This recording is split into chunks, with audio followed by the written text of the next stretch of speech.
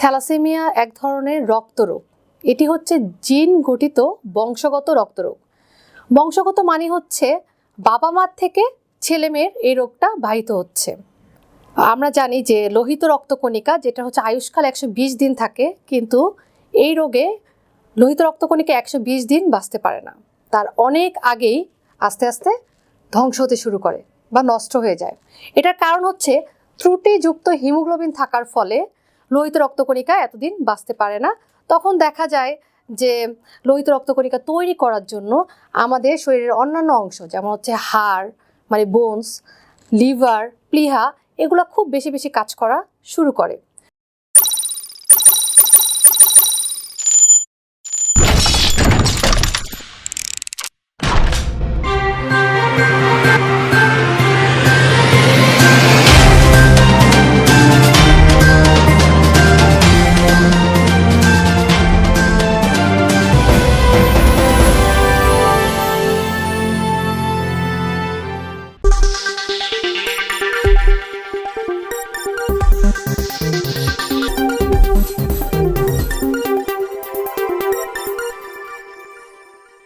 আসসালামু আলাইকুম সুপ্রিয় দর্শক শ্রোতা, আপনাদের সকলকে আমন্ত্রণ জানাচ্ছি ডক্টর স্টিভির চিকিৎসা বিষয়ক নিয়মিত আয়োজন প্রেসক্রিপশন অনুষ্ঠানটি দেখার জন্য। আপনাদের সাথে সঞ্চালনায় রয়েছি আমি আনিকা রিমা। আমাদের আজকের আলোচনার বিষয়বস্তু হচ্ছে থ্যালাসেমিয়া কি, রোগের কারণ, লক্ষণ, প্রতিরোধ, প্রতিকার ও চিকিৎসা। আমাদের আজকের অনুষ্ঠানে অতিথি হিসেবে আলোচনায় অংশগ্রহণ করছেন doctor Sanjida Akter, MBBS, MPH, PGT medicine, CCD, MCGP, DOC, RMO, Azgar Ali medical college এবং হাসপাতাল। আসসালামু আলাইকুম ম্যাম, আপনাকে আমাদের আজকের অনুষ্ঠানে স্বাগতম। এত ব্যস্ততার মাঝেও আমাদের অনুষ্ঠানে সময় দেওয়ার জন্য অনেক অনেক ধন্যবাদ আপনাকে। ধন্যবাদ জানাচ্ছি ডক্টর স্টিভির সকল কলাকৌশলীকে, ডাক্তার এবং সাধারণ জনগণের মধ্যে যে অনেক অনেক ধন্যবাদ ম্যাম এত সুন্দর করে বুঝিয়ে বলার জন্য।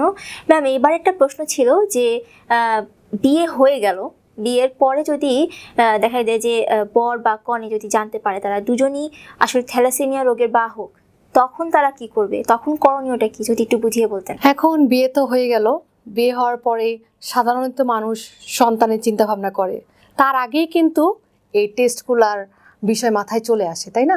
এখন টেস্ট করলো, টেস্ট করে দেখলো যে তারা দুইজনই এই রোগটার বাহক।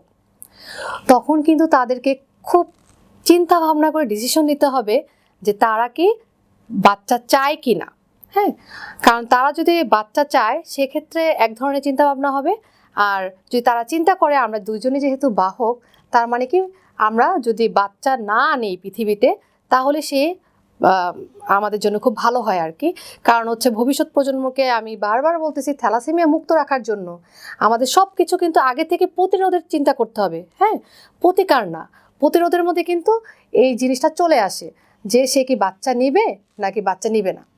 অনেক অনেক ধন্যবাদ ম্যাম। ম্যাম, আমরা অনুষ্ঠানের একেবারেই শেষ পর্যায়ে চলে এসেছি। আমরা তো এতক্ষণ জানলাম যে থ্যালাসেমিয়া রোগটা কি, এটার প্রতিরোধ, প্রতিকার, যদি এই সম্পর্কে পুরোপুরি জানলাম, তো আমি বলবো যে আমাদের দর্শকের উদ্দেশ্যে শেষ যদি কিছু অ্যাডভাইস দিয়ে দিতেন। আমাদের মেডিকেল ভাষায় একটি কথা আছে, prevention is better than cure. প্রতিরোধই প্রতিকারের জন্য শ্রেষ্ঠ। এই রোগটা কিন্তু এটার একটি খুব সুন্দর উদাহরণ।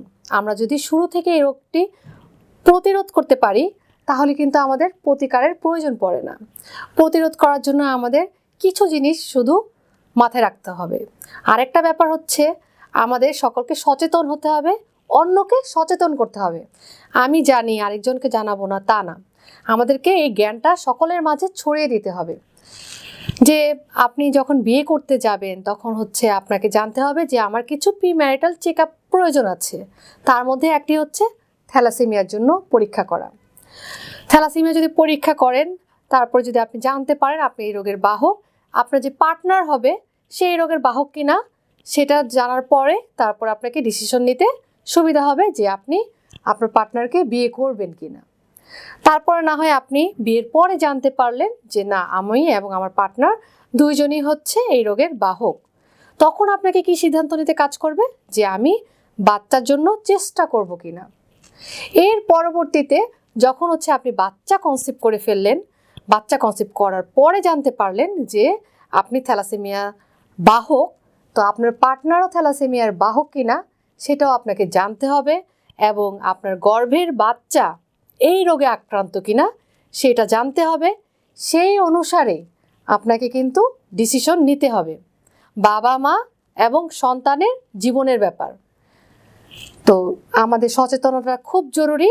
তো আমরা যদি এভাবে সচেতনতা সুন্দরভাবে মিডিয়ার মাধ্যমে হোক, জনসচেতনতা হোক, ছড়িয়ে দিতে পারি, তাহলে কিন্তু আজ থেকে 20 থেকে 25 বছর পরে আমরা একটি সুন্দর সমৃদ্ধ বাংলাদেশ পাবো, যেটা হচ্ছে সম্পূর্ণভাবে থ্যালাসেমিয়া মুক্ত। ধন্যবাদ ম্যাম, অনেক অনেক ধন্যবাদ। আশা করছি আপনার এই এত সুন্দর মূল্যবান পরামর্শের মাধ্যমে আমাদের দর্শকরা সচেতন হবেন। আশা করছি আগামীতে থ্যালাসেমিয়া মুক্ত একটি বাংলাদেশ আমরা দেখতে পাবো। অনেক অনেক ধন্যবাদ আমাদেরকে এত ব্যস্ততার মাঝেও সময় দেবার জন্য, ডক্টরস টিভিতে অংশগ্রহণ করার জন্য। আপনাকে অনেক ধন্যবাদ, এবং ডক্টরস টিভি সাথে জড়িত সকলকে জানাই শুভেচ্ছা এবং আন্তরিক অভিনন্দন আমাকে এই অনুষ্ঠানে আমন্ত্রণ জানানোর জন্য। দর্শকদেরও জানাচ্ছি অসংখ্য ধন্যবাদ। সবাই ভালো থাকবেন, সুস্থ থাকবেন, আমাদের সাথে থাকবেন। সুপ্রিয় দর্শক শ্রোতা, আমরা অনুষ্ঠানে একেবারে শেষ পর্যায়ে চলে এসেছি। আশা করি আমাদের অনুষ্ঠান থেকে কিছুটা হলেও আপনারা উপকৃত হয়েছেন। আমাদের অনুষ্ঠান সম্পর্কিত যদি কোনো মতামত থেকে থাকে, অথবা থ্যালাসেমিয়া রোগ সম্পর্কে যদি কোনো প্রশ্ন থেকে থাকে, অবশ্যই আমাদের ডক্টরস টিভির website, Facebook profile, Facebook page, Facebook group, Twitter এবং ইউটিউব চ্যানেলের কমেন্ট সেকশনে গিয়ে কমেন্ট করবেন। আমাদের ডাক্তারসরা সব সময় সেখানে ভিজিট করে থাকেন। আশা করি আপনাদের অ্যান্সার পেয়ে যাবেন।